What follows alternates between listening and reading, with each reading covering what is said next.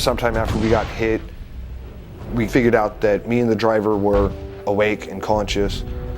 They did eventually rip the door open, pulled me out through there, laid me down on the concrete. From the time I got picked up on the Black Hawk to the time I got dropped off at Walter Reed Medical Center on the landing strip there, I don't remember anything. Well, it was late in the afternoon and I got a phone call. They said they had good news and bad news. Which did I want first? And I said, I'll take the good news. And they said, well, the fact that you're getting this phone call is good news. That means that your son is alive, but that he has been very critically injured.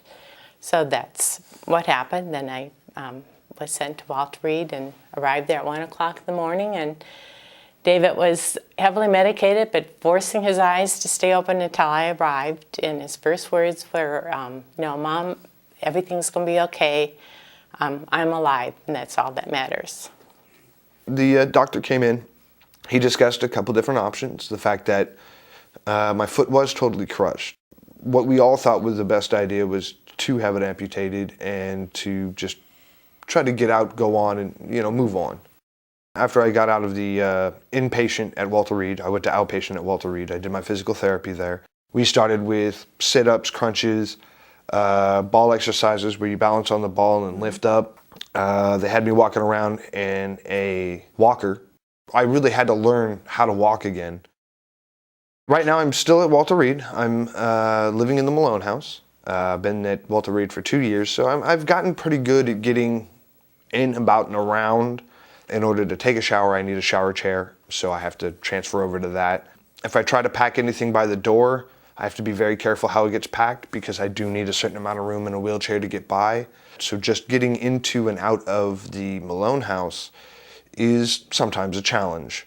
Even when he came home at Christmas time, to try to get from one room to the next room, houses aren't built that way, you kind of have curves, and so it was very difficult to get around.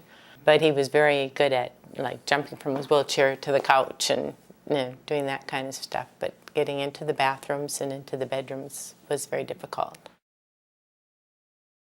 Being able to go in a house where I can reach everything is my height, everything is built to me.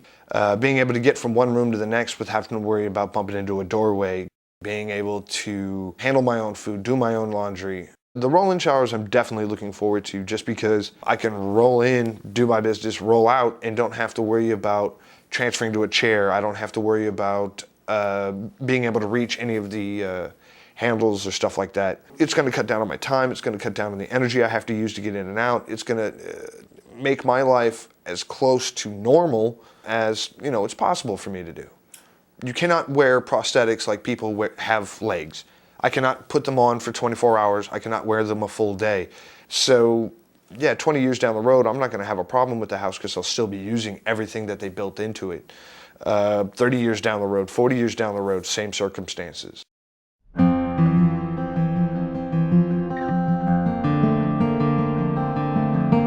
How do you explain to somebody that this is going to change your life? It's going to change everything, how I do everything. This is security, mobility, and the freedom to live by myself and to do what I need to do independently. I think it's an absolutely wonderful program, and it's overwhelming that people are willing to do this. This is one of those things that people always say does not happen in this day and age. There are people out there that still care enough, that still want enough to do something for someone for no other reason than I was able to do it for them. And that is really the spirit of Homes for Our Troops.